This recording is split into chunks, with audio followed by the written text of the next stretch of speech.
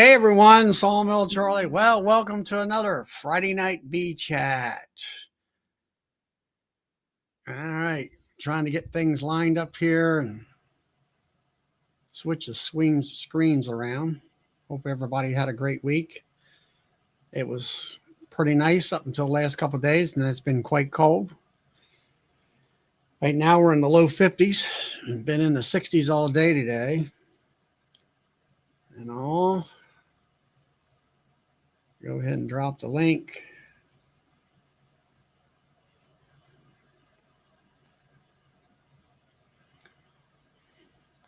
And the link is dropped. Hey, Keith.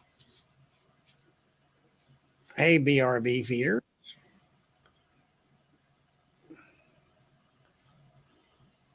Hey, Bill. How are you this evening? Good. That's good. Yep. Welcome, BRB feeders. Let me see. Hey, Danny and Roy. And let's see. We got Mike. And there's Rick. Hey, Rick. And there's Michael. And all that. So let me see something.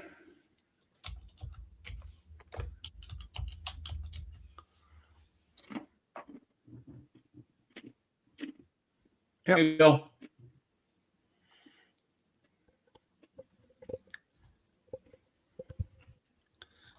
Hey there, Todd.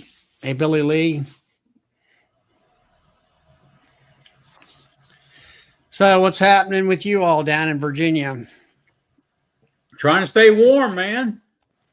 Yeah, I know. It's a little bit on the chilly side. Yeah, they're calling for frost here tonight. I think they might be talking about that. Hey, Joe Hoff. Yeah, I got up this morning. It was 34 here. So, working like a madman. Hey there, Scott. Yeah. I'll be back in a second or two. All right. Hey, Mike. Keith, how are you tonight? Let's see who else we got. Roy. Jonathan, how are you? Michael, good to see you in here.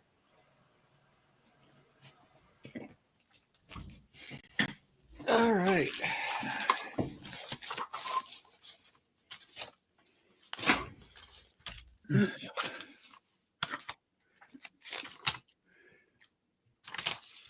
Yeah.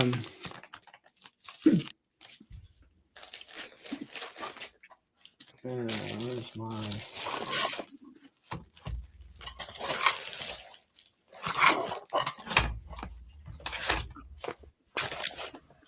What you got there? A goodie bag? No, it's just something we went over with, and I seen actually the inventor is on the night. That I was looking for the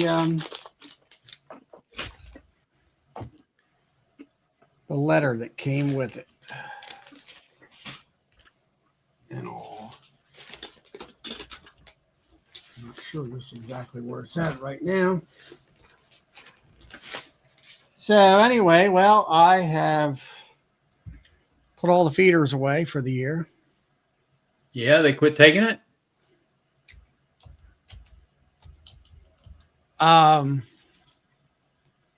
No, I just I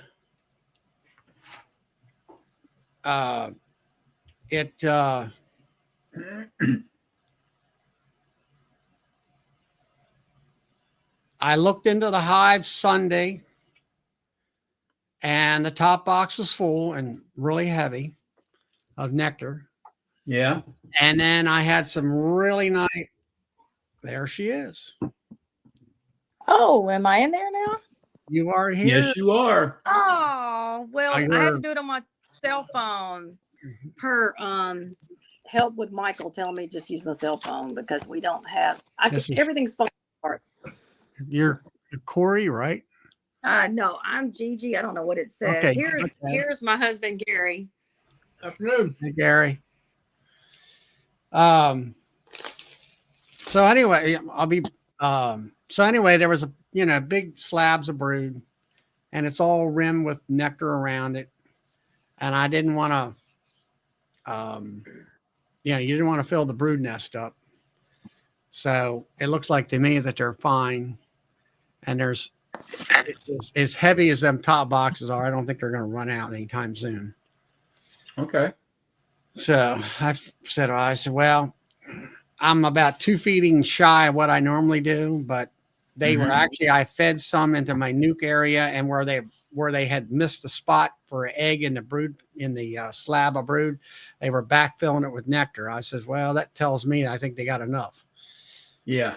In my opinion, I don't want to overfill the brood space.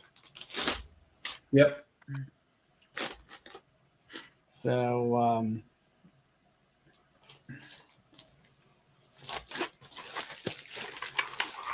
are we there, Gigi? Oh, yeah. There's a little delay from my talking video, so that's a little weird. There's no delay here for far as. Yeah. YouTube does that on purpose.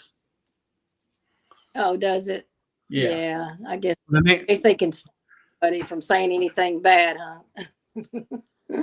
So if that was a question, we see the exact same thing here.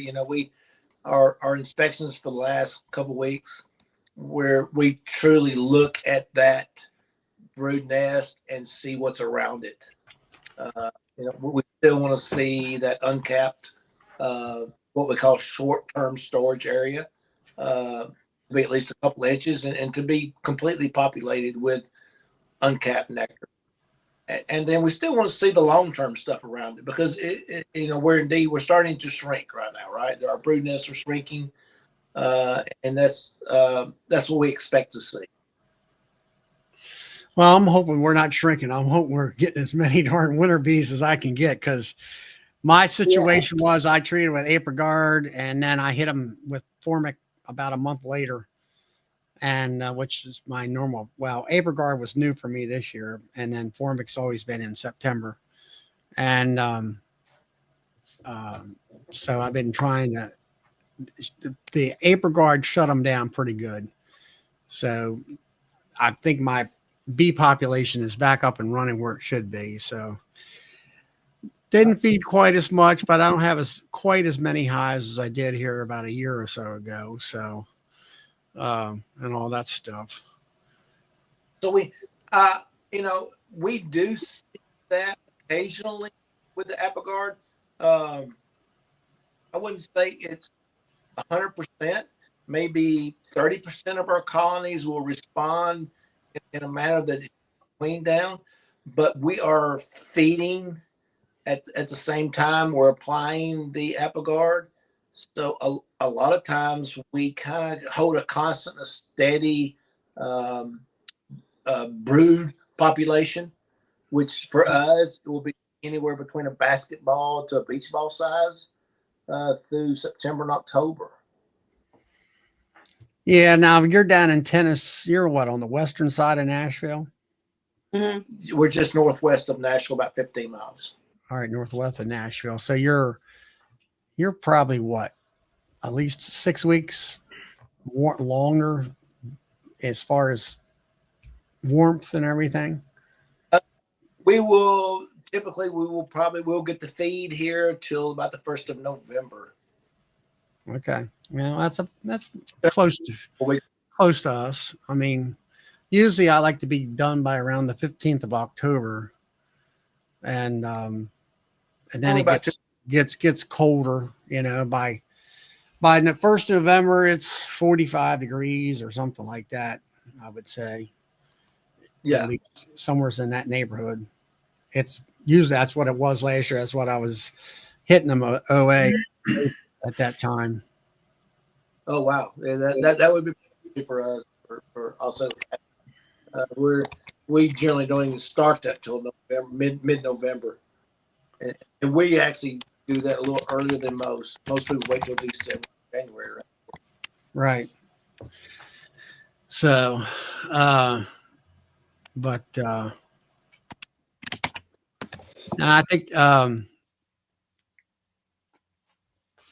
let's see, to let everybody else know in on the chat, how many we got in the chat? 53.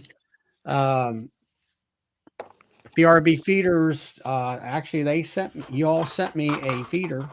I haven't got a video done yet. I was wanting to do that. But it's the, let me see if I can't just bring it up on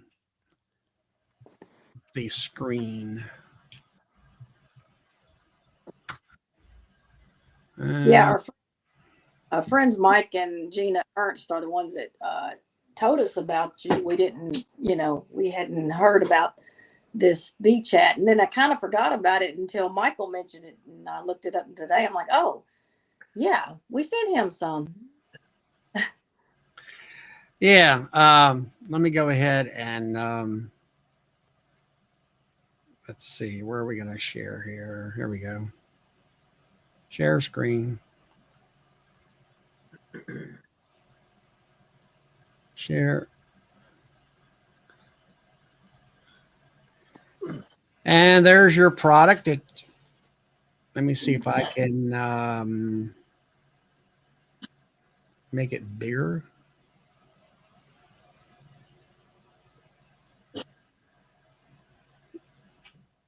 Let's see. Stop sharing. Here we go.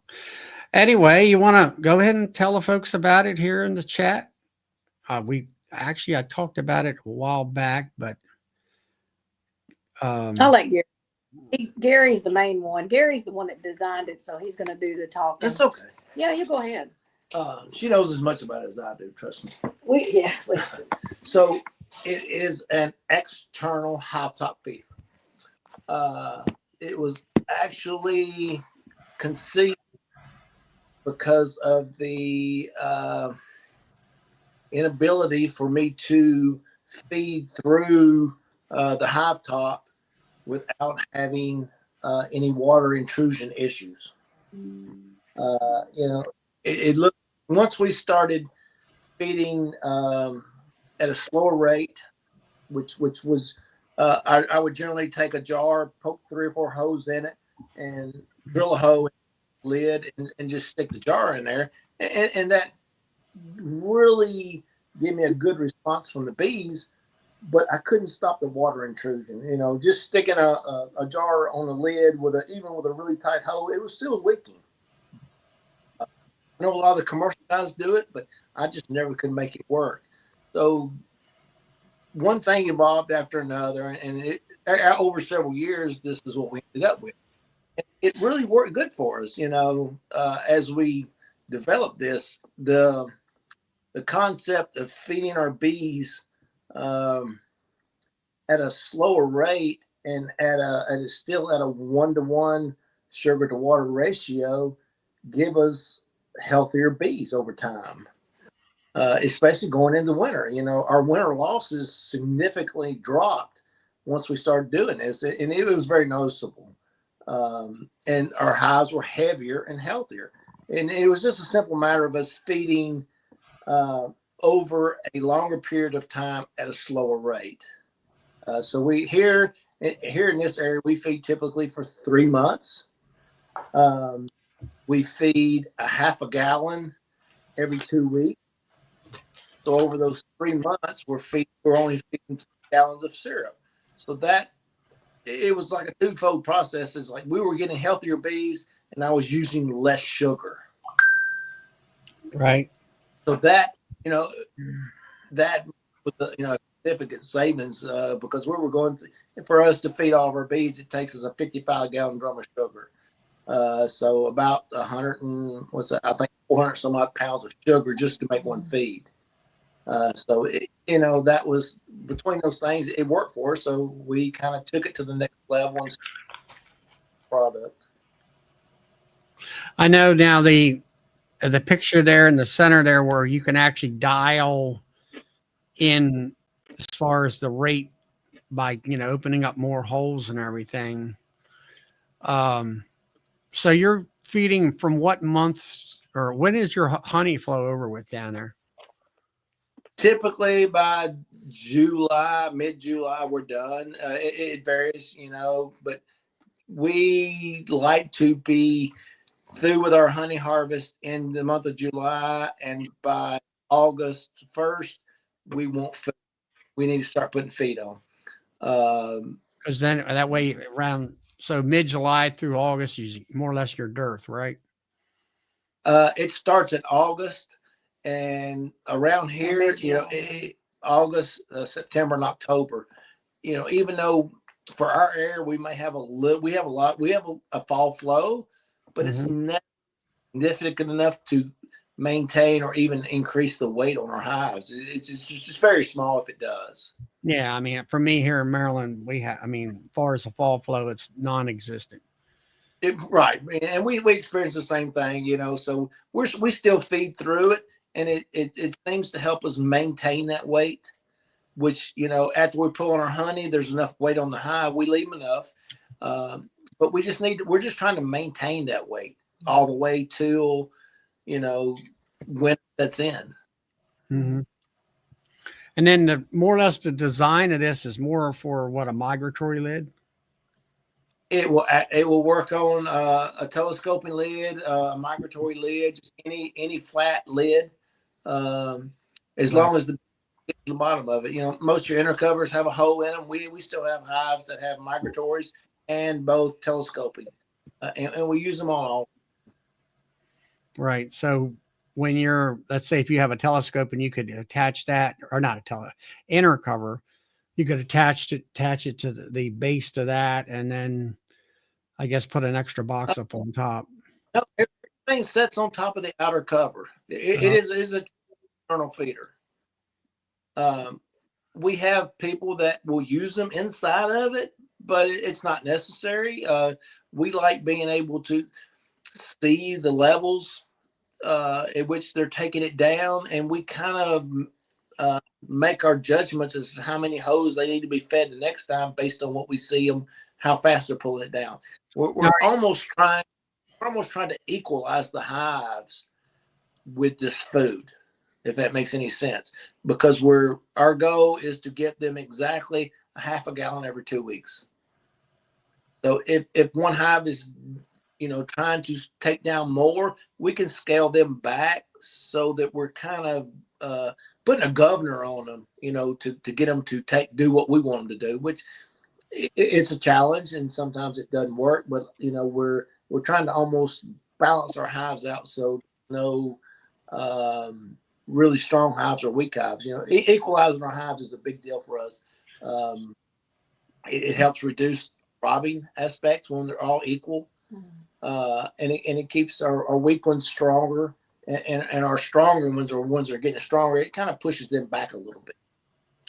So you scale your feed down to where, so they can, having no feed coming in, they're going to shut the brood down. So I guess you're going to continue getting your, as you're feeding, you're going to keep the brood laying and all that stuff, but you're not overfeeding them to where I guess you might say you're governing them to the point where they're using the liquid and not really storing too much of it. That you're absolutely correct. That is the number one key thing. The factor here is we want our bees to consume that sugar water and digest it as opposed to store it. Okay. We leave the weight on them. We have enough weight going after we pull our honey. We just try to maintain that weight, and by feeding them, they don't touch those stores, so we're good. All right. So what about in the fall? Do you bulk them up with a top high feeder, or you leave? We've never had to. We have never had to do that. We will feed a 1-to-1 at that slower rate, and over the course of those 3 months, they slowly gain a little bit of weight in their what I call their long-term storage. Mm-hmm. And they're rock heavy. We do our inspections in September, and we're always, pretty much rock heavy on every hive. Mm-hmm. If we can, if we have a weaker hive, we may, since we go to the apiaries every other week, instead of a half gallon, we'll put the gallon bucket on. And that way, if the others run out, they'll still have access to. And so we've, some of our lighter hives have already, bulked back up. So, they'll put it pretty quick, even if you're feeding them at a slower rate. It's they can only consume so much of that sugar water at a given time. Right. And then So everybody, there is an adapter that you can either put a quart jar on, or there's a ring here for the bucket in Sure. order to place that. Actually, I guess you might say it locks it onto this here base that's pictured there by itself. Right. And everything. yeah, I think there's more pictures on their webpage under maybe at the bottom more. I don't know. But I was also going to mention that when we go out to an apiary and all the jars should be somewhat equivalent. And if we have one that like everybody's empty, but we've got one a lot in it, then it's almost like a great indicator that there's something wrong with that hive. So we've noticed that's helpful because we're like, okay, why are you not taking it? There's a problem. And immediately we check the hive. Right. You do a hive inspection. We usually find the issue and something we need to correct. Maybe they're just honey bound, and we can fix it. Right. So here's first picture on the left is actually the feeder that has a control rate with that dial in the center. There's it installed. And then the picture to the right is the base. Well, actually has the cap, isn't it? That's the base with the cap on it. Like with the cap, and you have to pop off the cap with the plug. We call it a plug cap, whatever. You have to pop that out, first of all, that base plate is watertight.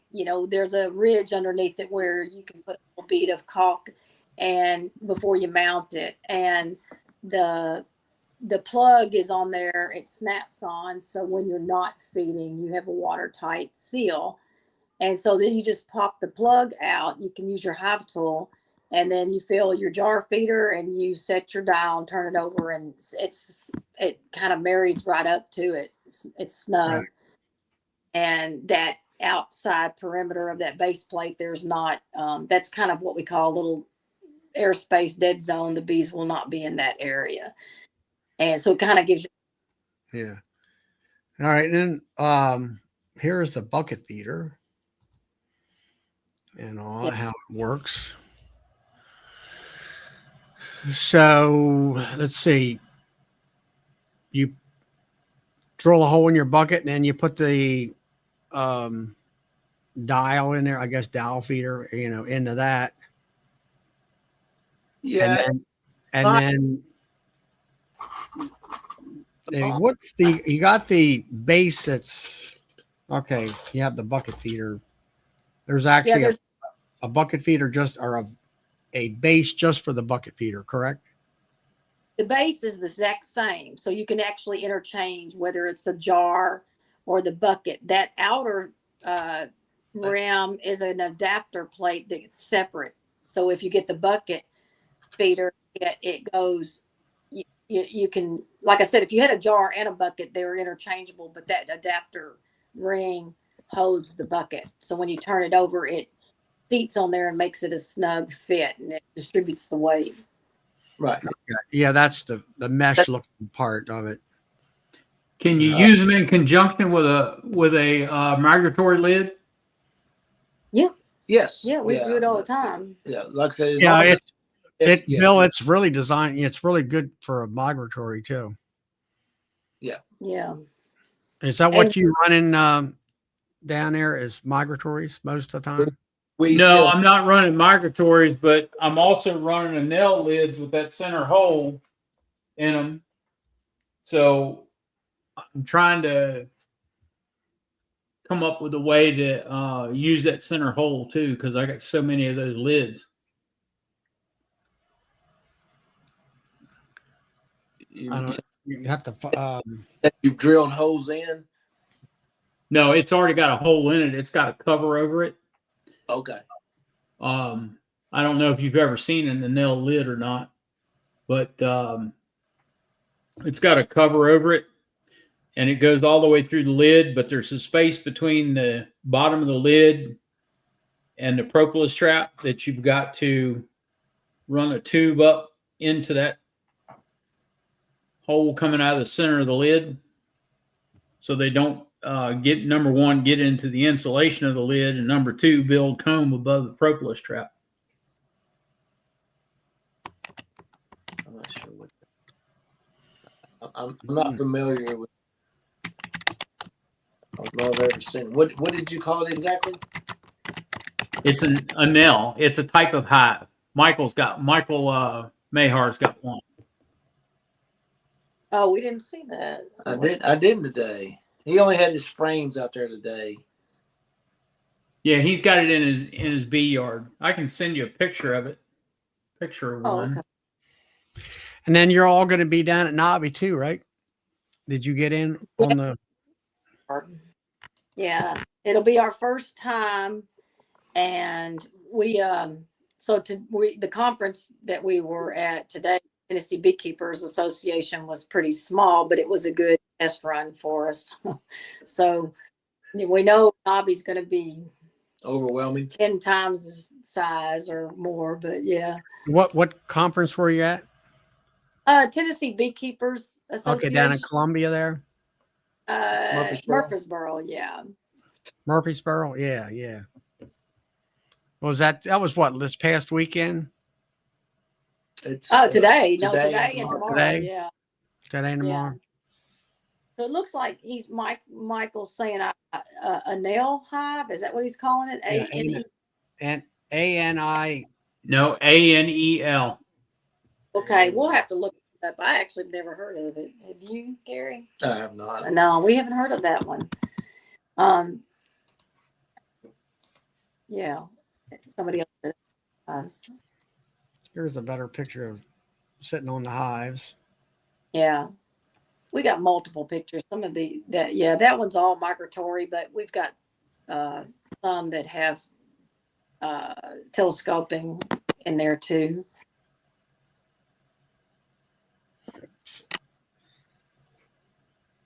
Hey, Charlie. Huh? Let me share this picture real quick. Okay.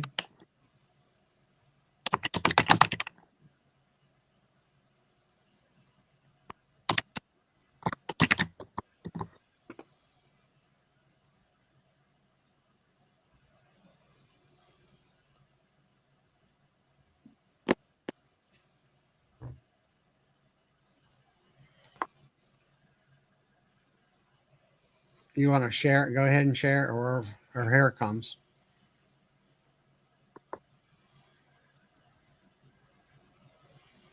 Let's see. Where are we at here? Stop screen on that. Yeah, you see that hole in the center of the top? Oh, okay. That goes all the way through the lid, and underneath of that lid, there's a space of about 2 inches. And there's a propolis trap underneath of that. So you've got to come through the propolis trap with a tube up to that hole so they can get to the feeder. Right. I want to say someone did show us this. Is it insulated, like an insulated? Yeah. Yeah, it's an insulated hive. It's an insulated hive. Yeah, I do It's an remember R7 hive. I guess for this, it would all be. I'm not sure how thick that top surface is. It's about 1 inch to 1.5 inches. Well, I mean, if you screw into it, will it hold our base plate down? Oh yeah. Okay, then yes, it would work fine. You know, the bees crawl up through there, and they do the same thing on ours. You know, whether it's migratory or telescoping, you know, they make their way up through that little 1 inch hole, um, which the 1 inch hole we found to be the smallest hole we can get away with. Um, you know, so anything larger than that is fine. Yeah, It can be that from hole in the lid is about 1.25 inches. yeah, it can be from 1 inch to 3 inches, and that base plate covers it. Yeah. Okay. Well, now, Bill, with that tube, was it somehow connect within that? I've got to make that tube. I've got to design it and make it so it will go up into the lid. You got to Well, come up. There's what's a the propolis idea? trap. What's the idea of the hole in there to begin with? They were going to design. Were in the process of designing a feeder to go up there, Right. and they got to the point to where they'd spent more money than what they could sell the feeder for. So they said, going to do away with it. I know So that now they've feeling. gone back to making a solid top lid with no hole in it. So if I could come up with a design to get a tube or a piece of PVC, like DC said, to go up in that hole, come through the propolis trap, and go up into the hole, that would be perfect. Yeah. Yeah. Just All we need is access to the roof. You know, once the bees get to that point, they take care of it. Yeah. yeah. We'll just say hi to Kim and hey there, James from up in Canada, and DC and Jack and Danette. Anybody else I missed? Yeah, that sounds like it would work well for the Yeah. one hole in the top. Yeah. Now, is most bucket feeders 1 gallon, or are they bigger than that? No, you can get them 2 gallon. You can get 1 You gallon. can do larger, but from our experiences, when you're feeding at a slower rate like this, the time frame with a 1 gallon, you can get anywhere from 2 weeks to 3 weeks of feeding, depending on how fast you wanted to feed it. Any longer than that, then you run into that risk of spoilage of your sugar water. So we really don't recommend anything larger than a 1 gallon. How does it do with ProSweet? What? How does it do feeding ProSweet? Have you ever had ProSweet? ProSweet? No. We can't afford it. It's like a 3-to-1 syrup. Right. Yeah, I agree with you. Know, I know what you're saying there. It's crazy expensive for us. As I said, we normally don't feed anything other than 1-to-1. You know, because we're never trying to really add weight to our hives because they're already from feeding them over the 3-month period. You know, it's just 3 gallons of feed between those 3. We don't have weight problems. You know, they're already there. So and even the closer we get into the winter, we're still wanting them to consume and digest that sugar water. So we're still feeding them 1-to-1. We're trying to keep that ratio. You know, they're going to do both, right? Regardless of what you feed, to consume and store it. So we're just that ratio of consumable to storage, you know, offset favor, which we want them to consume it. We want those winter bees fat. They're not going to do that if you're sticking it in a cone somewhere. Yeah. So, I mean, we go through about 1.5 gallons in 3 days. Through what method? In frame feeders. In a frame feeder, I understand that. Yeah. Yeah. Where does it all go? Sometimes I have no idea when you're feeding them that fast. Oh, my bees are fat. Big, healthy bees. They will consume as much as they can, but then they have to start storing it. They're not going to let it sit there. They're going to start putting it up. Yeah. And for us, when they start to store that much, it creates a workload for them. you know, that work when they're storing it, it's a workload, and we don't want to work those bees. So that's why we would rather do it over a slower period of time.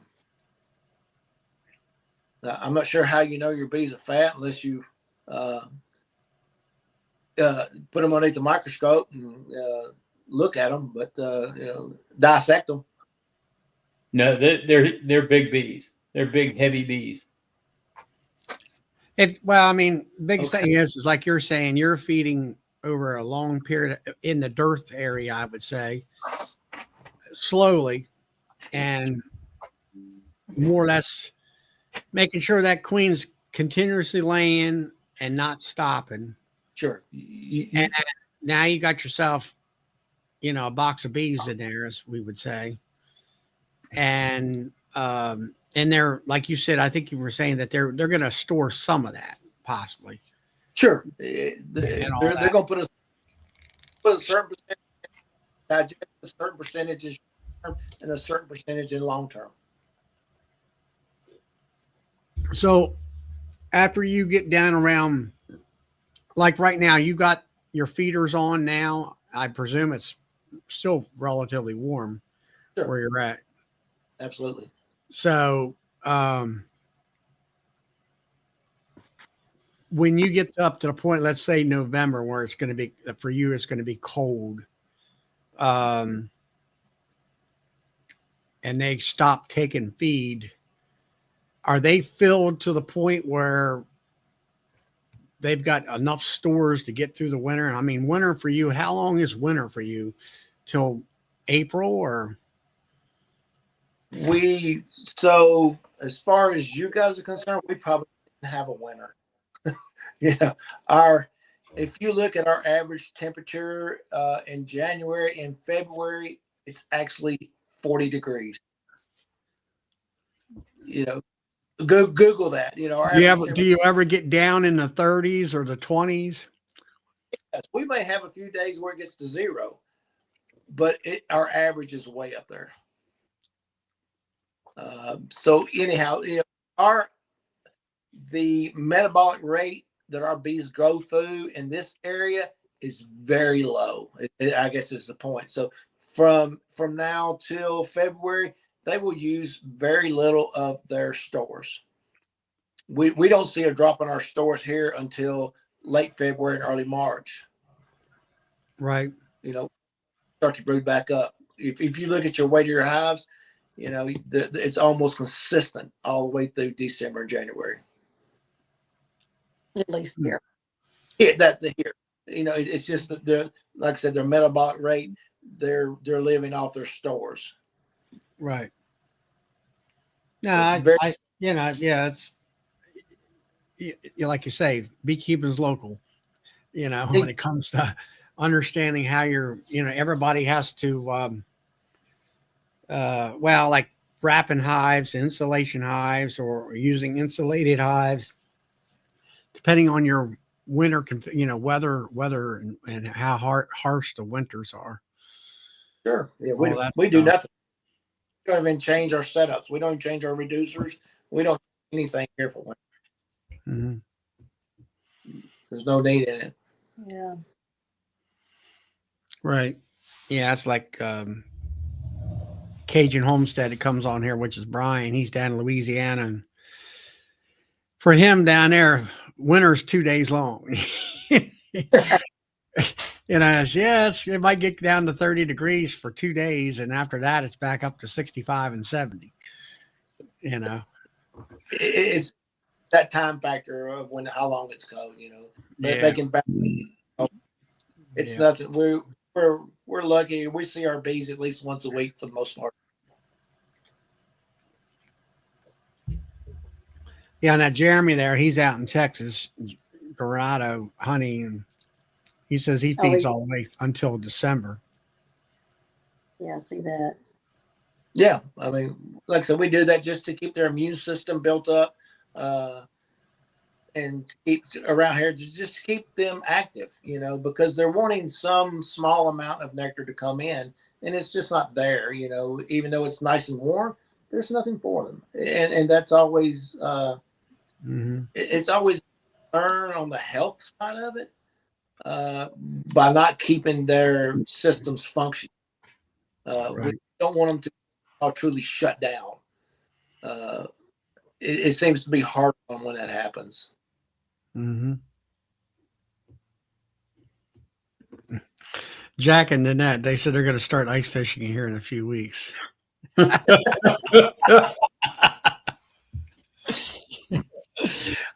not sure. Where? Let's see. Where are they? I forget now.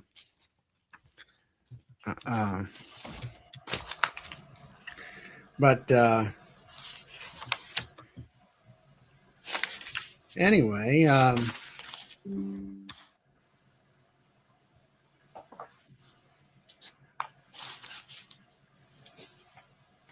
I don't have them on my list, but well, that's nice. I mean, I know that your website, you've got videos on how to assemble or, attach this stuff to migratories and different lids as far as cutting holes in.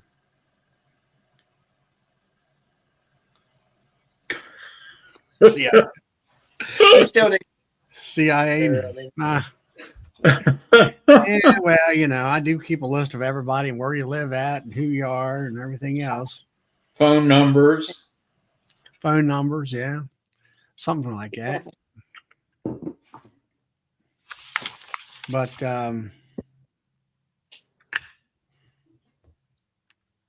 anyway, now how was the Tennessee show so far? Slow. It's for the last few years it's been very disappointing, I guess you might say. The attendance has dropped for the last few years for whatever reason. Well, I looked at the line, I've looked at it was posted on Facebook, and I looked at the lineup and I didn't see a whole lot there as far as speakers and things. I mean, there was like, okay, they're bragging that they're going to have the state apiarist. I'm like, yeah, so what? If it's like any other apiarist, they're going to sit there and you can't do this, you can't do that, and you shouldn't do this, and you shouldn't do that. I'm like, okay, well, we know all that. But, and all that. And then you had some local beekeepers. It's definitely lacking. Huh? It's definitely lacking in the educational aspect of beekeeping. And unfortunately, it's going to cost them a lot of money to dig out of this hole that we're in. To bring in the speakers and the people that they need. To pull things back to where they used to be. But just what is that? That's Columbia, is it, or the East Tennessee? What's the club called though? If you look up Tennessee Beekeepers Fall Conference, you'll find it. Yeah, there we go. Yeah, there's it's in Murfreesboro, but it's I don't know, like you said, it's just gone downhill. So I'm not sure if we're going to participate next year or not. Yeah, I was just trying to look up the lineup and all that, but I ain't found it. Here we go. You can come to Virginia State Beekeepers Conference too. It's the end of this month.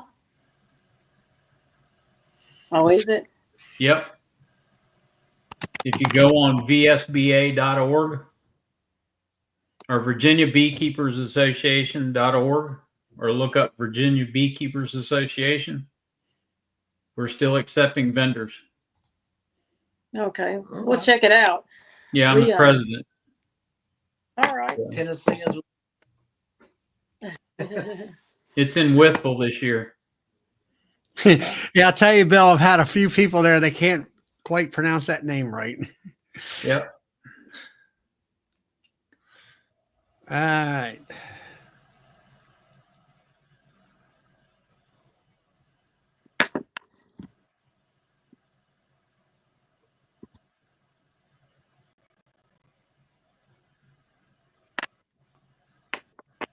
Uh-oh, my phone's going out. I don't have a power plug. We may lose visual here, so looks like my cell phone's about to go out. Well, I'm glad that you stopped in. Yeah. Letting us stop in and talk We about appreciate it. it, yeah. Yeah. Oh, that's no problem. That's what we're here for. We're here every Friday night. And if there's any, last week we had Todd from out in California working his bees for us out. And he was out there showing him what he was doing and getting stung for us. Yeah. And then I, when you have products like this, that other beekeepers, inventors, that's how beekeeping kind of goes. When people see a need, they come up with something.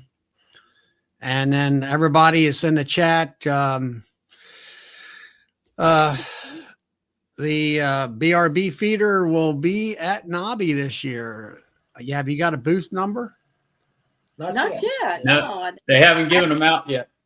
And of course, Bill with Shenandoah Bee Supply will be also there selling his extractors and hives and all the different things.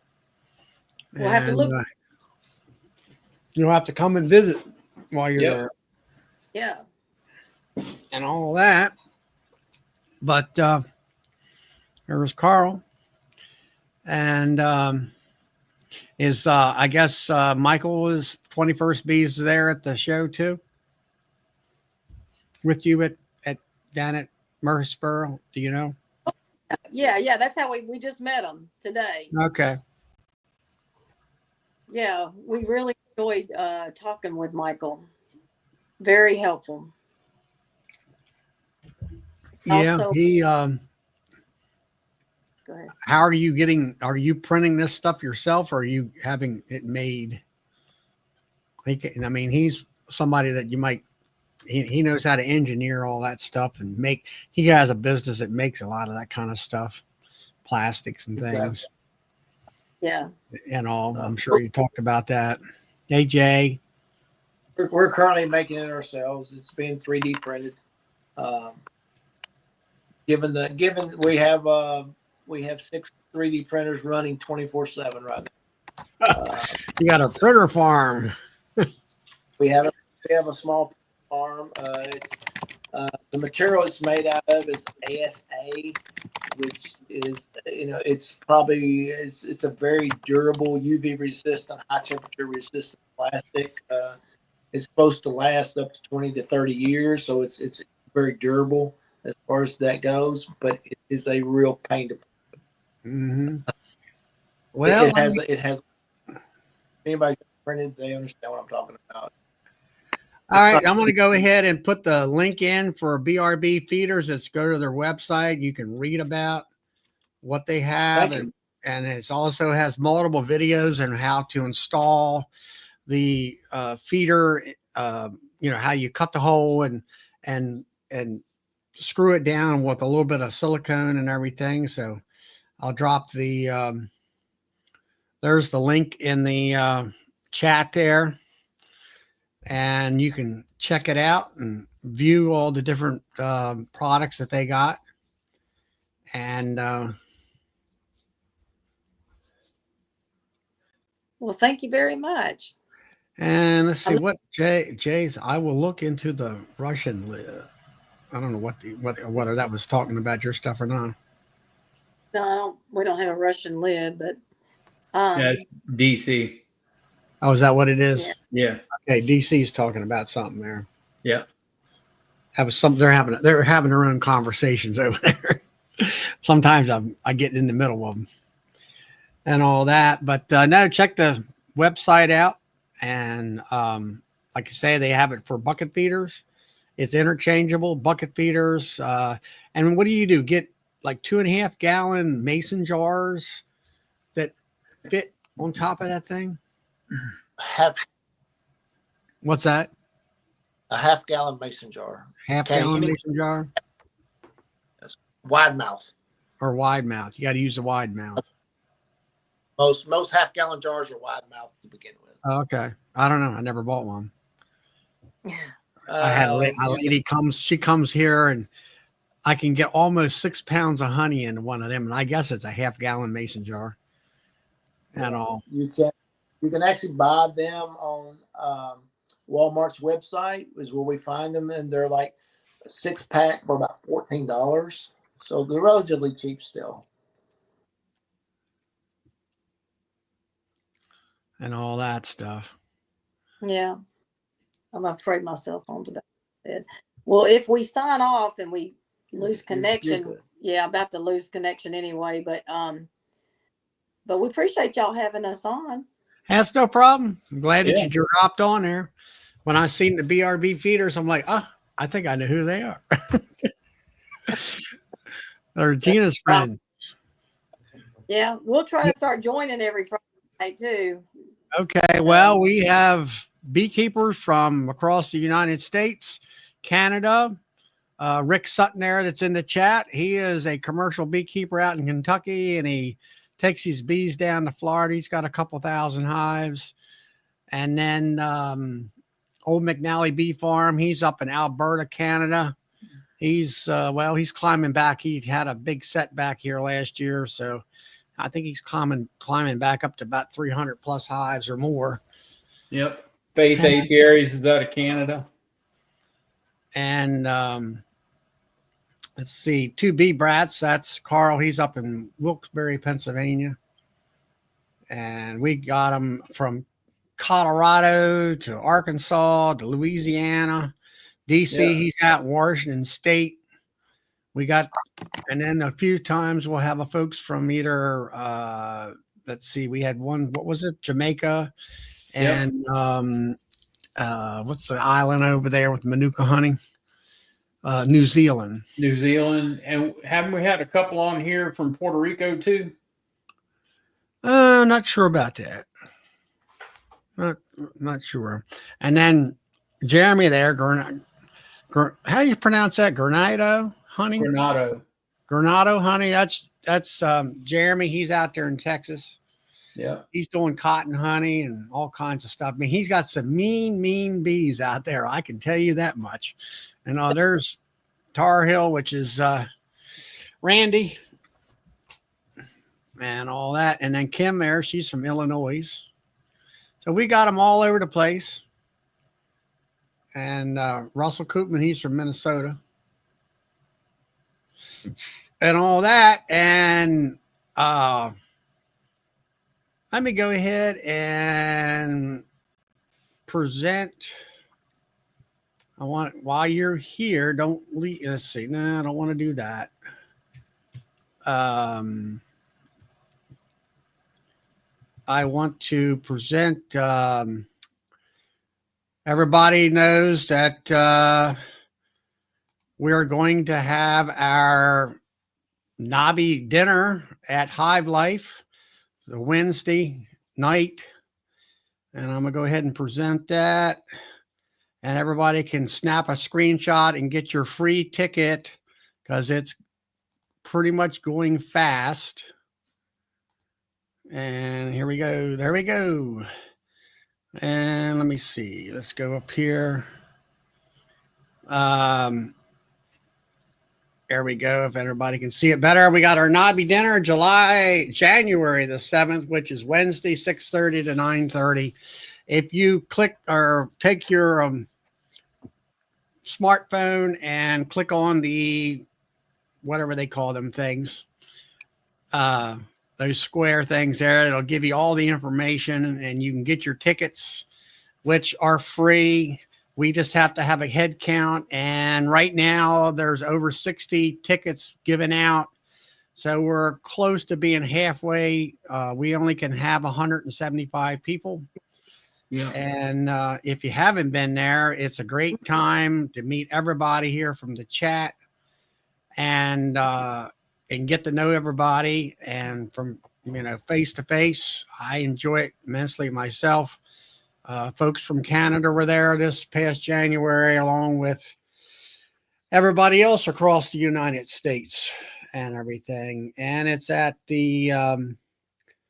Signature Avenue, 600 Lions Arms Drive in Louisville, Kentucky. And we'll have some light finger food, and maybe some door prizes and all that. So I could get the QR code to work. I don't know if it's just too blurry or something. it's probably because it's blurry. Yep. Well, I Go to, are you part of the Nobby? yes, yes. Yeah. Nobby, not Nobby. Go to Facebook and become a member of the No Life Beekeepers. Oh, okay. I don't have that. And are you there? Are you still there? Yeah, we're here. No, Okay, no. there you go. No life- Go to Facebook and click on the No Life Beekeepers. Become a member. Yeah. It will be posted there. Okay, hadn't heard of No Life Beekeep. Well, it deals with this. Well, the chats that we have. There's a chat every night of the week. Yep. And Oh, Monday nights is Bill's at Bees All Day. Subscribe to his YouTube channel. You can subscribe to mine, Sawmill Charlie's Bee Farm. And I have videos along with a Friday night show. And then there are Nancy's on Tuesday night. Nancy's on Tuesday. Let's see. Nancy the Beekeeper is on Tuesday nights at 8 or 7:30. 7:30. And then Thursdays is Ricky Rourke. I forget what he calls his. Anyway, he started this dinner thing about 2 years ago. And then last year I hosted it. And then we had it at a pizza place. The other time it was at a restaurant. And then it's grown so big. There's about 50 or 60 of us in this last time. And it was really packed. And so now we found a really nice hall. And we have people from all over the world, or, the United States and Canada coming. Hey, I do have a question. It's asking who is the founding father of No Life Beekeeping to get in, and I don't know. That would be Bob Walker. Oh, okay. He's got a chat too, but I don't know what night he's on. He's on Tuesday nights at 8 o'clock. 8 o'clock. All right. That was his night. He had to do a lot of night work, and now he's back. And then Friday night is Charlie. Saturday night is Joey. Yeah. Joey, what's his last name? I don't know. Joey Rawl. Yeah. RWL, I think it is. So All right, well, Joey's let me look him up. Joey's a lot of the Midwest beekeepers kind of jump on his channel. I jump on there occasionally. And let's see, HIJJO. It's Joseph Rawl, RAWLS.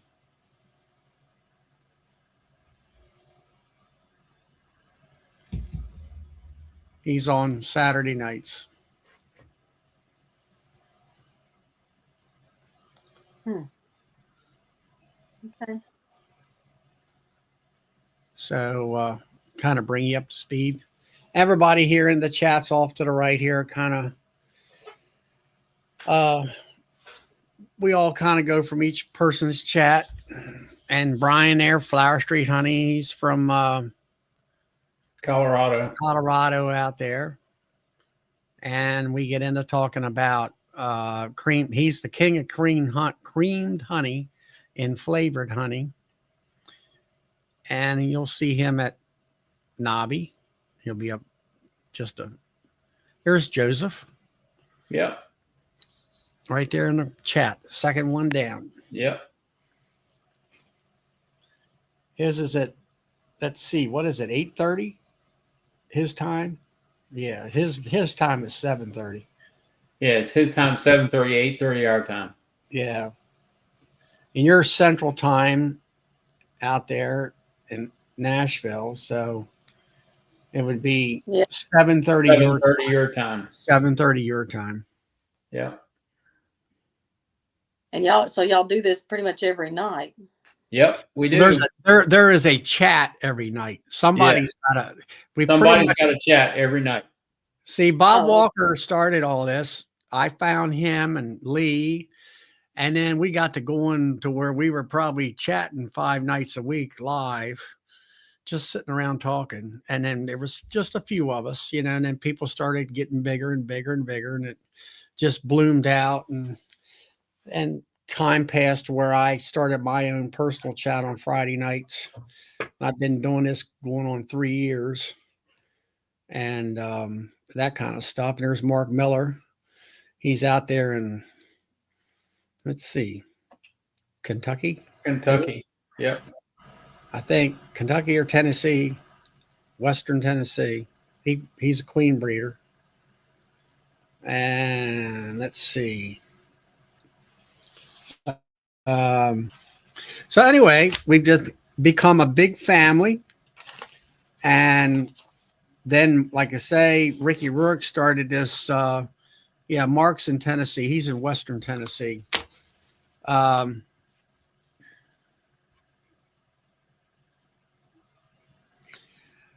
Bill's YouTube channel is Bees All Day, right, Bill? Yep. Just go ahead and put it. Can you put that in the chat? So when you say chat, don't do the video, so do you just come in here and chat on this? Yeah, everybody, you see them scrolling up and down the side here.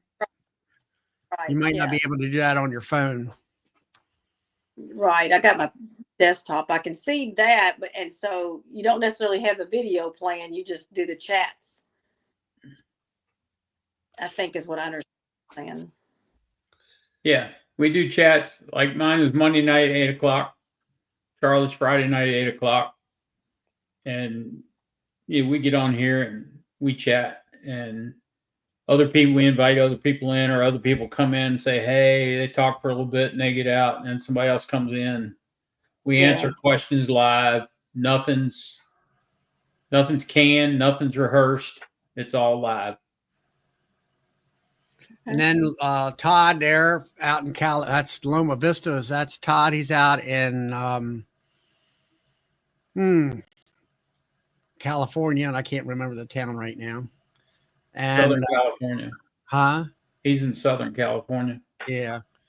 And Brian, they're going to have, starting in the next week, going to call it the late night show. I don't know. You got to give us some time on that, Brad. Brian and Todd.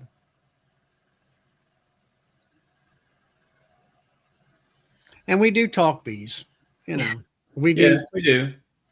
We, sometimes we get to talking farming and everything else, but usually we're talking bees, and we're not so much now because things are starting to slow down.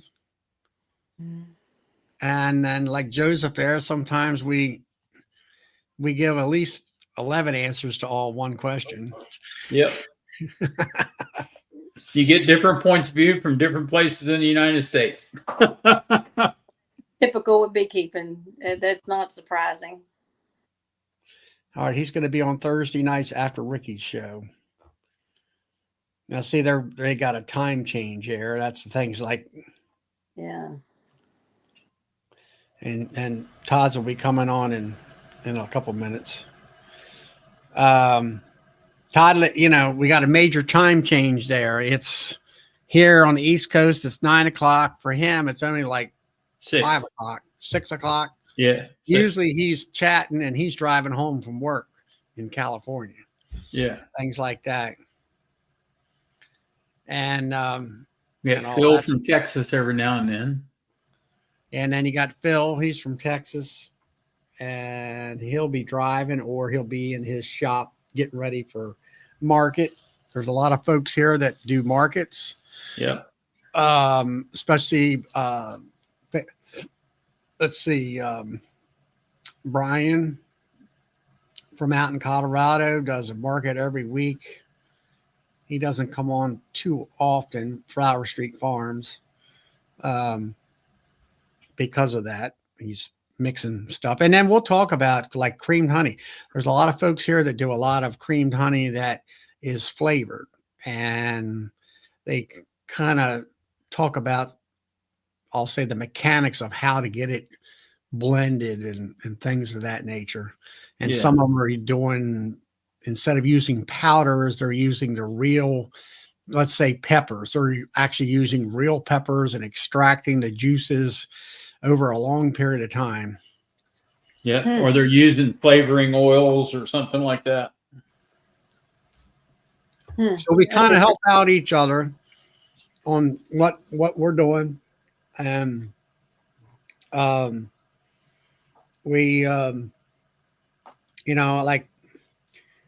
I don't know, it's like last week or Monday I was on Bill's a strong microbial dealer, and talking about that product. I'm interested in that product. I mean, I know it's been around, just kind of getting and then Bob Benny's had a video here a couple of weeks ago talking about microbials and stuff. Here comes Tom or Todd.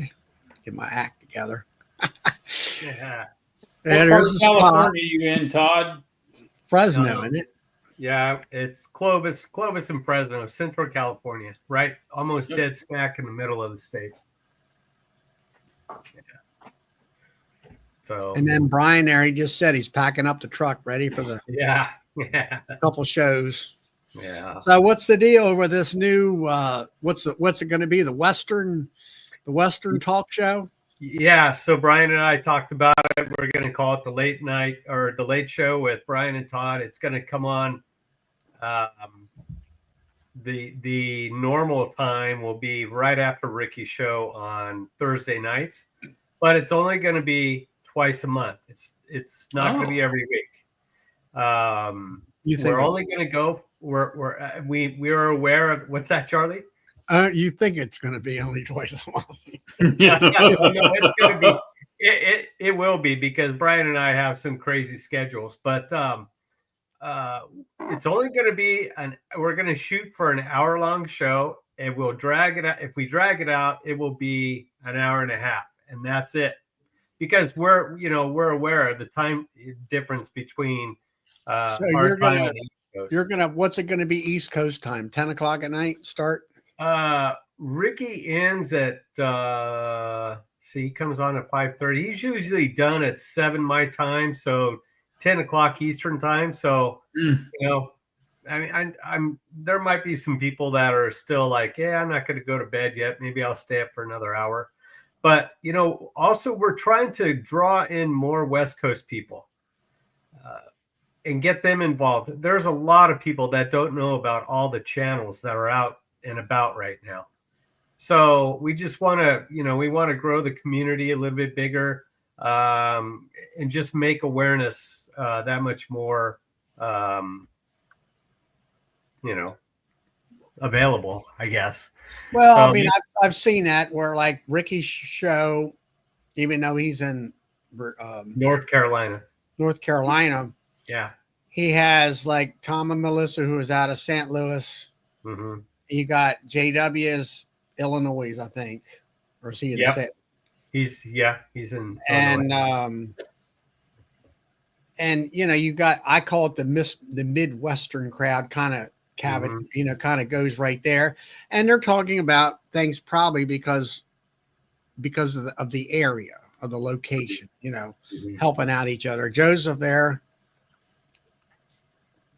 Yeah, you can get Jose from. Yeah, so we'll have a guest every now and then, but we'll do what a lot of channels talk about, honey and bees and stuff.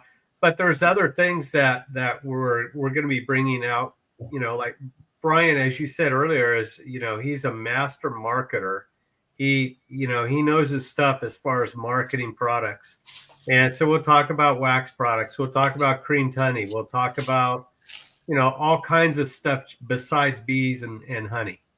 I'll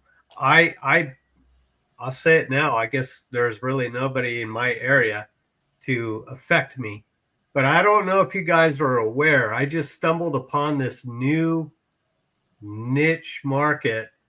There's a lot of evidence out right now for dogs that have rashes or itchy stuff. You give them some honey, and man, it calms them right down quick. I do have a patient. It's a 4-legged patient. Yeah. Okay, so we'll talk more about this. Like, hey, go to your local groomer and talk to them about this. 9 times out of 10, they will already know this, right? So I got a customer that comes in, and he's got a dog with a allergy, and I have sold him 3 pounds of honey, and it's cured the dog. Yeah. And I have a person that buys honey from me for the same reason. And I'm like, well, I never heard of this. And I started looking it up. Well, now I'm going to start going to groomers and talking to them. Hey, how about putting a couple jars up here and tell them all about it. So, we're going to talk like stuff like that, just general information, helpful information. So that's what we're going to be able to stay up and hang out with the late night show with the Johnny Carson show here. Yeah. We might add a little comedy to it. We might, like I said, we'll have guests. It'll be fun. Now it's Charlie. I'm going to have to get you on the phone and ask you a couple of questions about this darn StreamYard thing, because I'm going to be using the free account. You can get by with that because you only got 5 hours a month on that deal. Yeah. Yeah. And that's what I can burn 5 hours up in 2 weeks and I'm done. Yeah. You can burn 5 hours up in one time, Charlie. You'd be done. Well, yeah, I did that about 6 or 7 hours. I guess it was my first day out or time. So out. now I guess we got to add a new title to your thing here, Charlie. Instead of man, the myth, the legend, and witch doctor. Mm-hmm. I got people coming in all the time. I've cured them all, I had this past Wednesday, our club meeting, we had Ann Fry. That's that girl up there that's a master beekeeper up there at Better Bee. And she was talking about pollen. And then she talked about, curing people with allergies, but you're not supposed to say that. And you can't do any claims and all this kinds of stuff. And you got to be vague about it. And I'm like, yeah, right. I says, take a spoon twice a day, 7 days a week for 2 weeks. And you should see some difference, hopefully. And all that stuff. So it's good for what ails you. That's kind of what the show is going to be about. We understand it's late, but again, there's really nowhere else to put it. Well, we could go Saturday morning. Who wants to do that, right? Everybody's doing. The thing of it is like you say, you have a need in your time zone out there. Yeah, and all that. Like I said, there are a lot of people out here, and I have a bee club that I go to every month, and these people, they don't know. The only thing they know where to get bee supplies is from Date Ant or Man Lake. That's it. They have no idea about Hilco or any other bee supplier, and so they have no idea about YouTube. There's a couple of them that have seen 1 or 2 videos on YouTube, but they don't know about these channels that are available for them to watch. Yeah, so so we're gonna get into that. Saturday morning is taken. Yeah, Brad and Brad, the bee man for Faith Aper, he's in Manitoba, Canada. Yeah, another good friend of ours here on the chat, along with Ian Stepler coming in occasionally. So anyway, that's what that's going to be about. Yeah, I think it's going to be fun. I think it'll be good for you. Yeah, we'll just you know what, it might not last very long if it's not, if there's not a big demand for it, then Brian and I will say, hey, we'll sign off. But Well, you got to give it time to Yeah, to get out there. yeah, we're aware of that. So if it works, it works. If it doesn't, that's okay too. But we're just going to give it a shot. Yeah, James, it's going to be 10 o'clock Eastern Standard Time. Yeah, nothing ventured, nothing gained, Todd. Correct. Ugh. Yeah, so it's going to be 10 to 11 Eastern, most likely. Sometimes Ricky might he might finish earlier. He might be over a little bit, but it's going to be right there at Ricky's ending time. Brady gave me another shout out about my water meter. Yeah, that hose meter that was a lifesaver, a back saver, another back saver, and all that. Well, hey, I hate to leave, but we got to actually load up our truck for. I got to do the market tomorrow, and he's going back to the conference. So, Yeah. How many people did they have at the conference? Maybe 100 or so, or a couple hundred, or what? I said about 160, but it was pretty light. But we've been up since about 4:35. So we gotta go load up the truck. So I'm gonna do the. All right. Well, good. Glad that you stopped have by. a good evening. Yeah, stop by, and we're like I say, we'll be check out all the different people's chats and. We will. This and all that. So we appreciate. Well, thanks for having. And all right. have a good Thank night. you. No problem. All right. All right. Bye bye. Bye bye.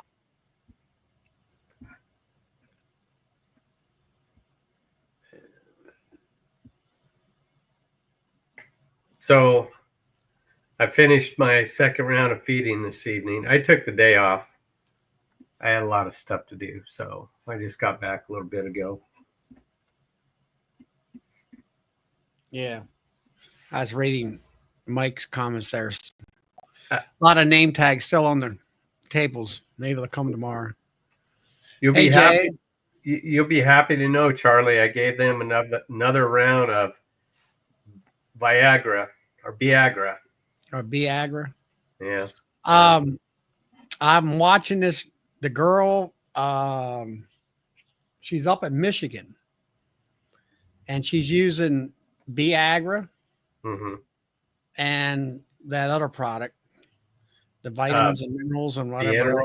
Beaneral and Viagra. Yeah. Yeah. Well, anyway, she showed it, made mention of it, and said that she didn't believe in a lot of that stuff, but the way the environment has changed, that she said she definitely sees a big a difference in her bees. Now they're building up, they're sending bees to Europe, California. I know. Yeah, I know who you're talking about. I just can't remember her name. But she's I think last year was the first year she sent bees to almonds. Well, she started out with one hive, and now she's up to what, 200 or 300? Two, something like that. All that stuff.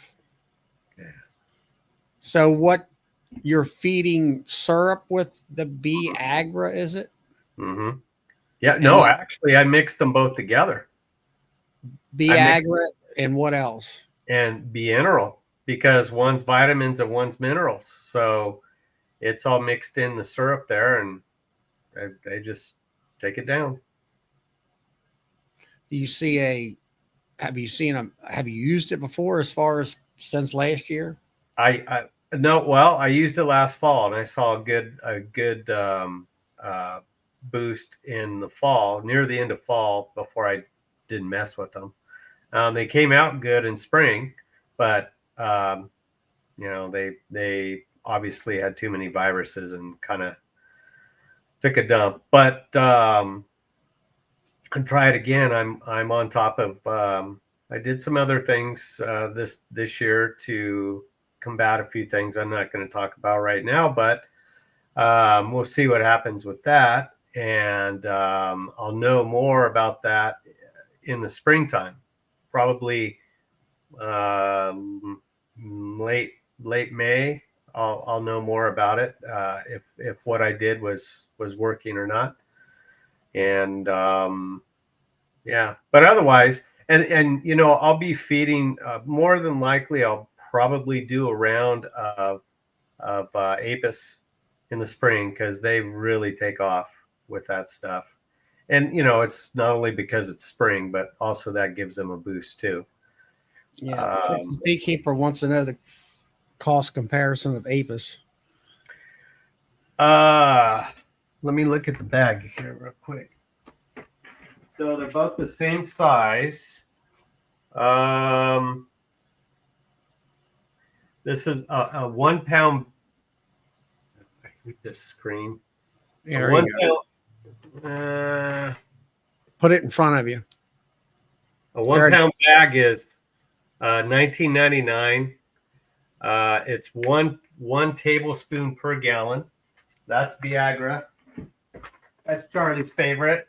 He loves making fun of that name. I don't blame him. And then this is Bieneral. The first one was, and you can't see the name. I see it. There it is.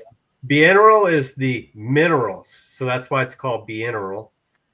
Viagra is the vitamins.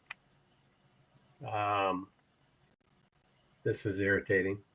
But anyway, so the orange bag is vitamins, the blue bag is the minerals, and you can add them together. I think down the road the product is going to be mixed together into one bag. So that 1 pound bag, I don't know what the conversion is to tablespoons and pounds. Let me see if I can find it. But it'll do, my estimate, a bag will probably do, I'm going to say 50 gallons, maybe more. So $19.99. Like I said, I'd have to look up the conversion. Let me get on DC's favorite website called ChatGPT and see what the conversion is. Yeah, hey, Rick Sutton, will catch you later, buddy.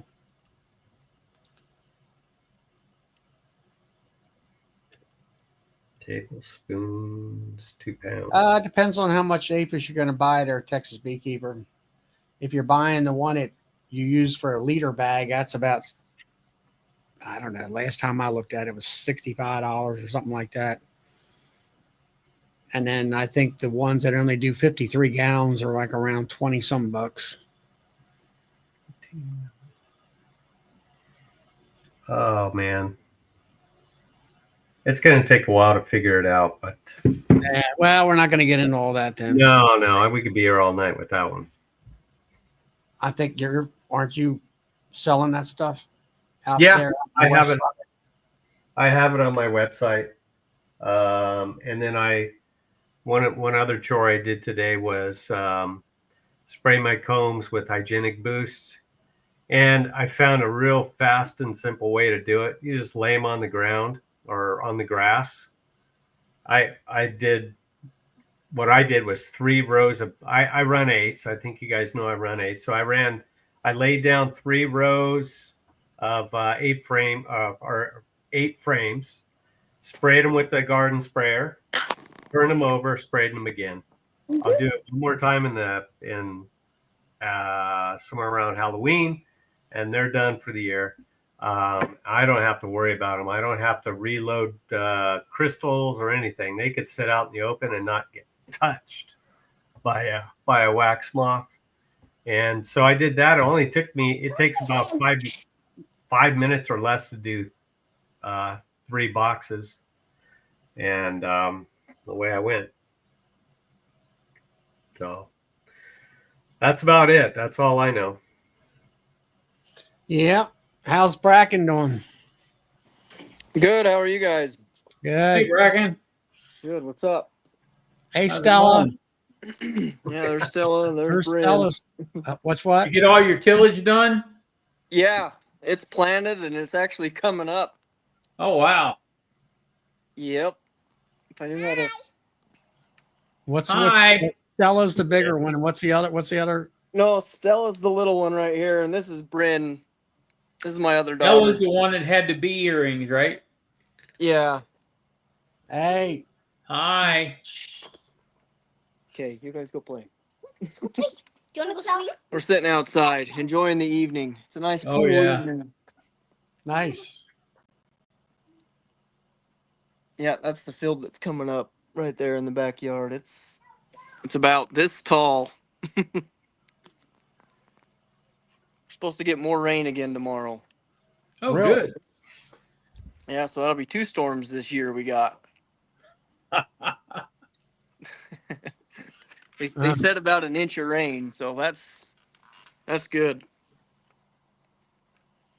So is Bring it up our- still warm out there? Yeah, it's cooling off a little bit. We did have that one big storm and it actually snowed in the mountains. And it got down to 36 in the valley. And right now, today it got up to 80 again, so Mm-hmm. but tonight's low is supposed to be pretty low. I think it's supposed to be like 55. And then there's the storm coming in tomorrow. And I think the high is supposed to be 55 tomorrow. So, yeah. Got some oxalic acid sponges on my bees yesterday and graded them for the almonds. I only had one I graded 36 colonies. And out of those 36, I only had one that I designated as a C, which was 6 frames or less. It was hurting pretty bad, but I have a couple nukes that I think I can drop.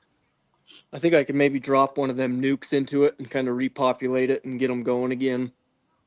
So what's the rest of them? All A's? A's and B's, yeah. They did, knock on wood. They gotta knock on some wood there.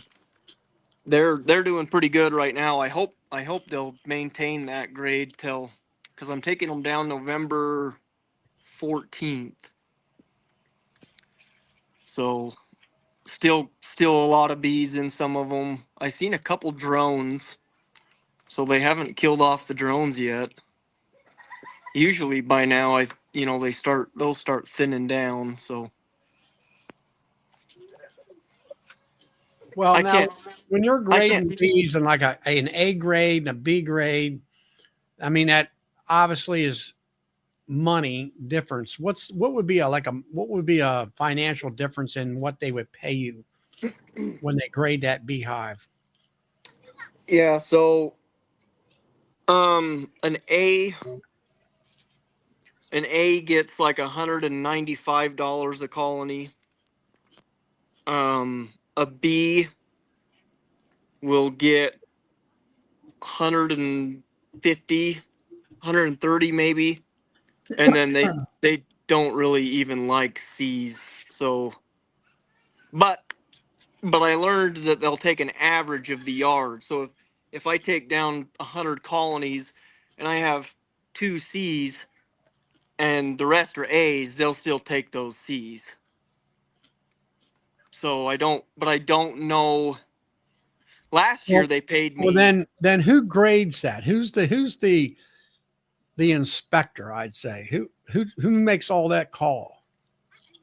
The guy I'm working with. The brokers. Yeah, the guy that the broker.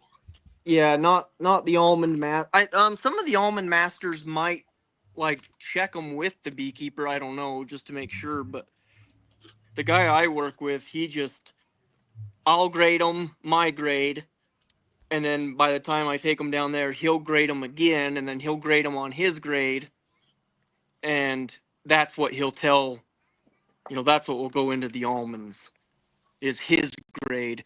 I grade them just to see, like, okay, I have a bunch of B's here, but now they've grown and now they're A's there, just to kind of track whether they're going up or down.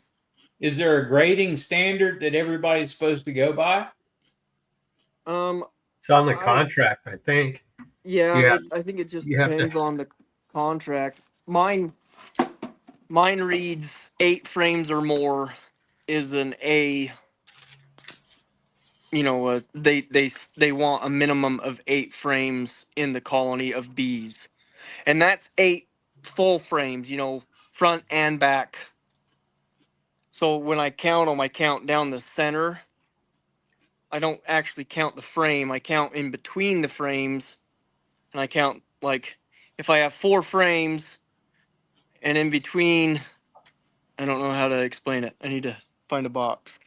Yeah, I know what you're talking You got about. to have bee coverage on both sides of the frame, correct? Correct. Yeah, you got to have 8 frames in the Solid entire coverage. hive that are covered like that.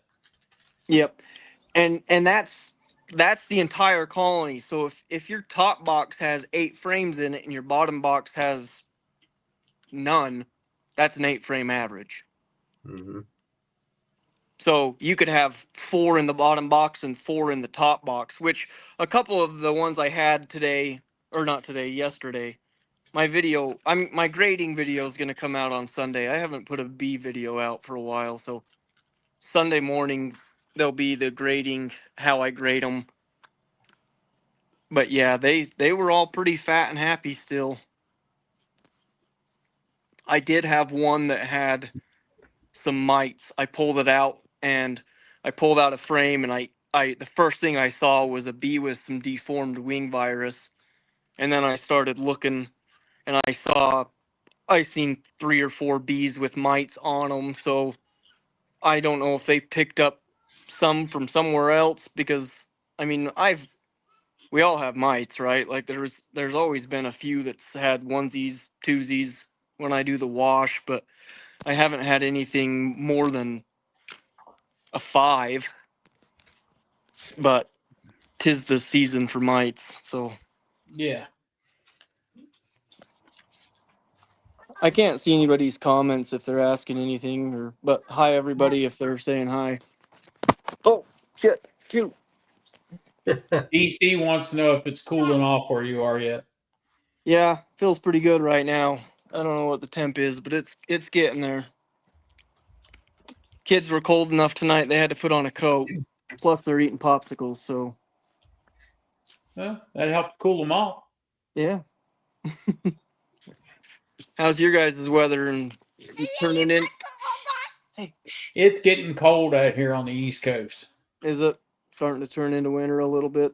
Yeah, well, it's what, 50 degrees tonight. Yeah, right where About- I'm at I'll right take now, it. it's 45 here in Virginia, Woodstock. And it was in the 50s, well, high 60s, mid 60s today all day. It was kind of Yeah. it was hoodie weather, jacket weather. Yeah. Your bees still flying that? I mean, when do you not see bees fly? Last 2 days. They didn't fly the last 2 Well, days. I mean, mine have been flying during the day, and they usually head back to the hive. They're usually in the hive by 3:30 in the afternoon because it's starting to cool off. Yeah. And mine will fly if the daytime temperatures are warm enough. They'll fly up until Thanksgiving during the day. Yeah, I would say here by, I don't know, 4:30 or so, they're in the house. Nobody's They're in. out. Yeah, we're supposed to start cooling off pretty hard here, and that'll affect. But I mean, this resources. week is the first week that really cooled off. I think Monday and Tuesday was about 80 degrees. Hey, Grammy. I've been putting together some of these cap and ladder feeders, the Yeah. in-hive feeders. Yep. Oh my gosh, my fingers are raw from snapping those little things together. If anybody has a trick, let me know. I got them for a hell of a good deal, less than $2 a piece. So, What kind of feeders? I don't know actually. Where'd you get it? Mother lay off of a KSL, Mother load? Mother load. Mother. Mother. Yeah. It's in Sonora. That's up the road from me. Yeah. Sonora, California. Yep. They're the deeps. They're brand new. They haven't even been put together yet, but they had a box of 50 of them, and they sold them to me for about $1 a piece. So That's pretty good. I That's couldn't cool. pass them up. Yeah, just say hi to what's it called, Grabiella, from down in Florida. Me? No, I was Oh, you were saying hi to reading the chat a little bit. Yeah, that is a really great deal on mother load. I don't know how much are those a piece. I need to look it up. I haven't even looked They're them like up yet, but What, $3 a piece, something like that? No, wholesale on them's $10 each. yeah, I was gonna say I jumped on. I think it was Man Lake, and theirs were like $12. Yeah. But I don't know. I got thinking. So when I go to California, I haul a tote down full of 1-gallon buckets. Well, I got thinking, like, why am I hauling down extra stuff when? So this year I'm gonna try all these in-hive feeders, and I'm just gonna put one in every colony. Then when he goes to fill it, it's there. He doesn't have to look for a bucket. If the bucket breaks, you know what I mean? Like there's just, I don't know why I love the bucket feeders for here. I don't mind feeding with the buckets here at the farm and around, but it doesn't make sense to take all that extra stuff clear to California for him to have to, you know, I don't know. Maybe I'm wrong. Mhm. Do you guys use in-hive or do you use buckets? We use Charlie- in-hive here. You use in-hive. Yeah. I do buckets. You do But buckets. I do. Well, this year I didn't take any late honey, so they've got some weight on them. So I've just been nursing them along with jars. But I'll put a gallon bucket on usually. Do you move them around or are they stationary? They're stationary. They're on Yeah. pallets, so they can be moved. And that's kind of where when if I go to pick up a pallet or something and it's got buckets on them, I've got to sit and take all the buckets off. I don't know. I've never tried these in-hive feeders because I got a bunch of buckets for really cheap when I first got into it.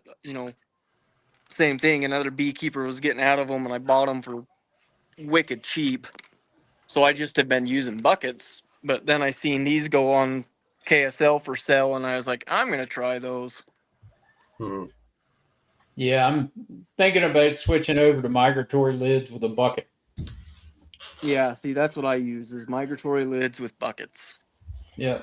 Well, the thing of it is, like you were saying there, Bracken, that what I've seen in the commercial field, they got them big wands with the where they're hitting the thing and they slide them darn high tops back, boom, and they make sure that all the feeders are on the same. Yep, same on the inside corners. Same corner, and they just go right around with that there feed machine, with that there syrup dispenser.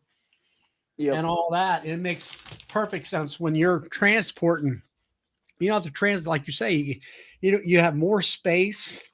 You don't have to transport all that extra gear. Yep. And all that stuff. I think it'd be way better for you.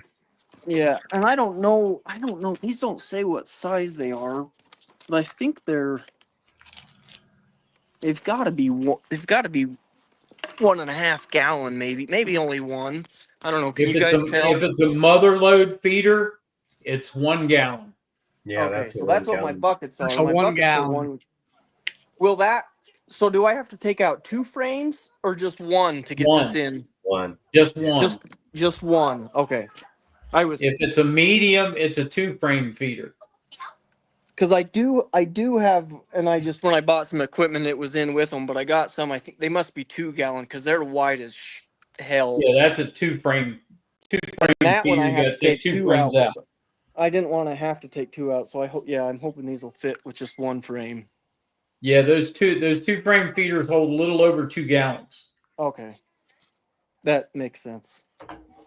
Yeah, that's good. That'll save, because I guarantee I can find one frame that's not full of something. Yeah. All right, Rather than Bracken, I tearing got a things. farming question for you. Oh dear. I seen you out. What did you plant at that field that you plowed? Hmm. What did you plant in there? It's soft white wheat. Wait, okay. Um, Yep. do you have a no-till drill?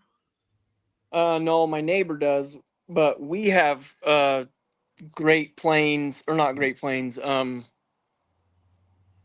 Is it I Great see. Plains?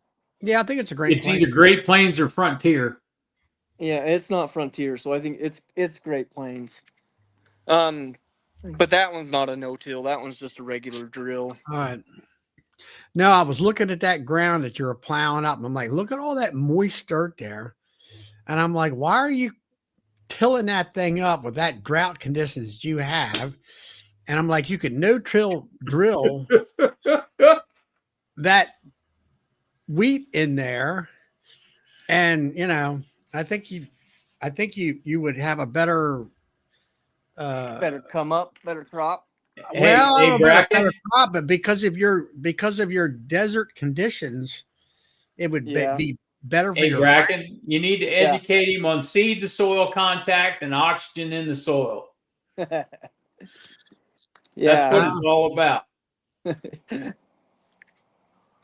yeah. But Well, when you don't get no rain for 5 months, but this But is they an irrigate. Stop. This is an irrigated field. Yeah, the two fields that I planted are irrigated, and then the one field that we planted the three-way on, it's got the triticale wheat and barley. That's a dry land, but we had that good rain, and it's coming up. So once winter, if we have a good wet winter, Now, go back to what you just said. You planted the three-way. What did you yeah, plant? it's got wheat, so like soft white wheat in it, barley, and triticale. you So mean how'd you plant it? In strips, or did you put it all in the same planter and just plant it? It's all in the same planter. It's all mixed together. Really? what's that Yep. for? Feed. We cut it right before the heads get hard with the swather, and then we rake it and bale it, and then sell it as feed. Three-way feed. For cattle? Yep, cattle and horses will eat it.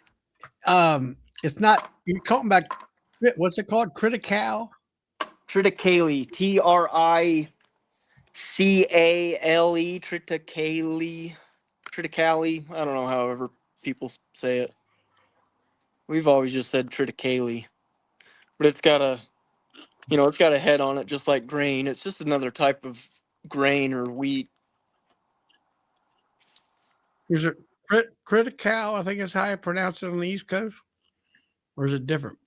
Yeah, it's triticale. That's what we say it. Yeah. You guys talk funny, so. Sorry. But all right, I think my baby's crying. I gotta go in and check on him. So Where's the kid at Yeah, there? man. Have a good evening. okay, see you guys. Good All right, talking to you for a buddy. minute. See you. See you later. Go Oilers. Yeah. Oh man. Yeah, go Oilers. I heard that. I don't know how to log off. There you go. Well, I gotta go too. I gotta go eat. What we You have? gotta feed Tommy. I got some tri-tip. Tri-tip tonight. Hey, so a little pro tip. You know how beef's getting expensive these days, right? Mm-hmm. So do you guys have tri-tip on the East Coast? What is it? Tri-tip? What's that? Oh, okay, you don't. Well, it's a West Coast cut, but I know it's in the Midwest, or at least it used to be when I lived there. But it's on top of the where's Roy? When I wish Roy was here, he would tell. It's on top of the Is this beef? We talking beef or what? Yeah, Is yeah, that yeah. on top of the sirloin? Yeah, but it's called ball. I can't remember. Anyway, it's on top of the top sirloin or the sirloin area, and when they cut it out, it kind of resembles a triangle, and the grain of the meat, it has two different grains. One's kind of going one way, and the other one's kind of going the other. And then when you cut them at that intersection, so you could cut the meat against the grain. You cut it with the grain, the meat comes out tough. If you cut it against the grain, it comes out nice. So anyway, if you get yourself a big chunk of tri-tip, it'll cost you 30, well, at least out here, 30, 40 bucks. Well, what I do is I cut it up into individual steaks, and it's just fine. Although if I went back to Santa Maria, Santa Maria, California is ground zero for tri-tip. I'd probably get kicked out of the city. So, but yeah, if you cut them up into individual steaks, they're real nice. So you get about, depending on how you cut it, you can get about 4 or 5 steaks out of that. So it works out pretty good. So anyway, I still I have one that I since I was around today, I cooked it today during the afternoon. All I have to do is warm it up, and then mashed potatoes and some broccoli, and that'll be that. Oh, did you get into your mean hive? Oh yeah, the next day they were calm as kittens. Yeah. They I took the lid off. It was funny when I took the lid off last Friday night. It took about 2 seconds, and I smelled bananas. And then I said, not tonight. And I put it back down. But then later on, I messed with the tent plug that I had in the feeding hole, and I took that off, and they just came at me. So You need to feed them bees Valium. What's that? You need to feed them bees some Valium. Well, they got some bee Viagra, so they're all calm as kittens now. But the next day they were calm. I think there's a lot of lizards out there. I think the lizards were screwing with them that day and just pissing them off. Yeah. So. Night, Rick. Night, Rick. Yeah. Fed them. I gave them another round tonight. They were fine tonight. So. That's good. Yeah. But they always sting me on my right on top of my knee, on the inside right of it, on my right leg, my right knee. They'll hit me at like the, let me see if you're looking at my knee at about the 1 o'clock position. I don't know why, but I always get stung there. And they hit me right there last week. Stung me right through my jeans, but oh well. It happens. Well, I've been getting hit with my bee suit. Of course, it's got some holes in it. And yeah, they love my knees for some reason. Yeah, big problem I have now is I get pants that got that stretchy material in there, and it clings to your legs. And when I had normal like Wrangler jeans that were made out of real denim, I never had no sting problems. Well, that's what I wear, Wranglers, and they're stinging through my Wranglers. And I don't know. It's like Man Lake had that, what's it called? Provent. And it's like a thin piece of, I don't know, material. I never had any problems getting stung through that at all. Now, these three mesh layer suits that everybody seems to be making, biggest problem I have is I'll be going around them telly lids and they got steel, and I'll catch them and rip them and all that stuff. Oh, if you catch that Provent on that steel, on those telly lids, you'll know it too. because it'll rip it right open. I Yeah. have a problem I Pro suit that I paid $200 for, and I hung it on a telly lid and Right. ripped a big hole in it. The problem I have with them is they got like 3 loops on their darn veils, and the darn thing's always hanging down. Yeah. And the Yep. bee inspector up here in Maryland, she puts a great big one of them big paper clips up there to keep the darn thing back so you can see. So I'm considering carrying Apis Tactical next year. I need to Jacket, get some gloves. suits, and gloves. Yeah, I need to get some of those gloves. Those gloves are nice, and they make a repair kit for the suits. So they're The only problem I have with them gloves, they got no wristlet. From what they do. Yeah, I think I've seen them. They make 2 styles. They make a gauntlet comes up just past your wrist, Yeah. and then they make a short glove that has Velcro on it. That's, I think, designed for their suit or something. Yeah, it goes with their suit or their jackets. Mm-hmm. Yeah. You know, I have a Comfort Pro jacket. I really like those, and they have nice gloves. And I've ordered a couple of pairs of those gloves. They're all ventilated. I like that, but I just want to try the tactical Apis tactical gloves. But I have no problem with the Comfort Pro gloves. They're really, really good, and the jacket is lightweight. I like it. I had my mom sew in another loop of elastic. That's the only thing is like almost every jacket, that elastic thing that goes around your thumb, just it's very lightweight. It's not heavy duty. So Dave from Southern Maryland Beekeepers, you got the tactical, the normal Apis tactical. Is that the ones with the short wrist? Yeah, I'm going to be carrying both of them, Okay. the long one and the short one. I'll have to look at them. And Okay. yeah, Brad, you're wanting to know what kind of gloves. It's called Apis Tactical, but you don't wear gloves, so it doesn't matter. And they make a care kit for the gloves as well. It's like a lanolin saddle soap that you rub in. You can wash these gloves and you rub its lanolin and saddle soap in them, and it loosens them right back up.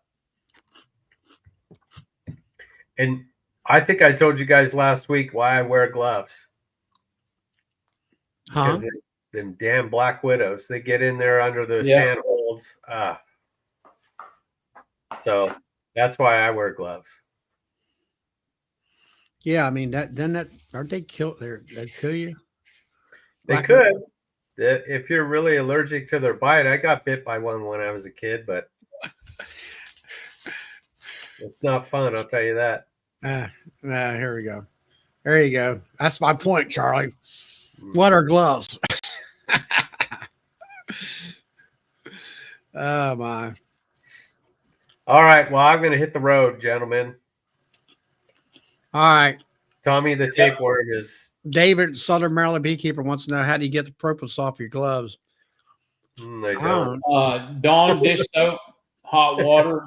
I leave it there. Yeah, I wash my goatskin gloves ever so often, like you say, with soap. Actually, I use a lot. I got lava soap. Just wash it off there, and then let it dry. The only problem with that is then the leather gets all dried out and stiff. Yeah, but when it gets dried out and stiff, you just take a little bit of lanolin and rub in it, and it goes right back to what it was. Or saddle soap. Yeah, I got some leather stuff out there. All right. All right. Tommy the tapeworm's asking questions, so I better get going. Yep. Have a good one, Todd. All right. See you guys later. Well, it's been a good night tonight. Yeah, it has been. And I don't think I'll have to make a video on them features then. And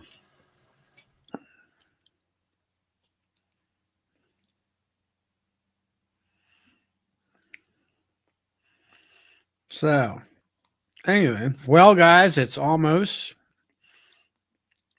10 o'clock. So I'm going to go ahead and shut the chat down. And all that. Brad, are you jumping in? I don't think so. I think he's working on his videos. So anyway, well, we will see you on Bill's channel on Monday night at 8 p.m.